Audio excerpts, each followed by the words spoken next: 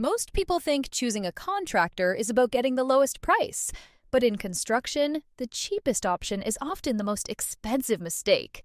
Because the contractor you choose doesn't just build your house, they control the entire process.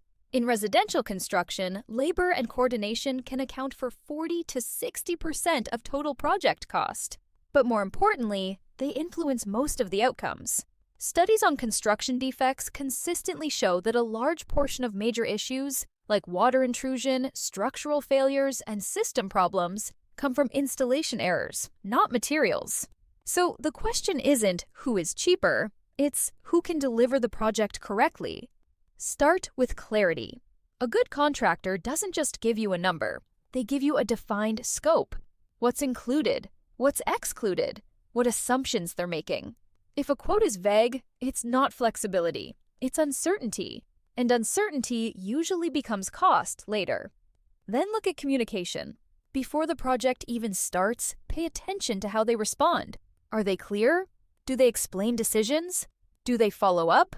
Because poor communication is one of the leading causes of delays and disputes in construction projects.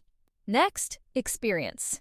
Not just years in business, but relevant experience. A contractor who builds similar projects understands sequencing, common failure points, and local conditions. That reduces mistakes and prevents rework. Also, check references carefully. Don't just ask if the client was satisfied. Ask, were there delays? How were problems handled? Did the final cost match the estimate? Because problems will happen. What matters is how they're managed. Now, here's where most people go wrong. They compare only the final number. But two contractors can give you similar prices with completely different levels of detail and risk. One may include coordination, contingency, and realistic timelines. The other may exclude key elements, which appear later as change orders.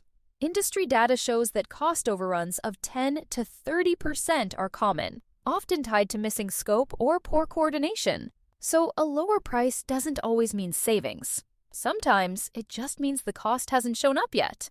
A contractor is not just labor. They are managing time, trades, sequencing, and risk. So when you choose one, you're not choosing a price. You're choosing how your project will run. Because in construction, most problems don't come from what you see. They come from decisions made at the beginning. And choosing the right contractor is one of the most important ones. This is Builder Brief. We're building a space for serious, system-level conversations about housing, land, and construction beyond headlines and beyond politics.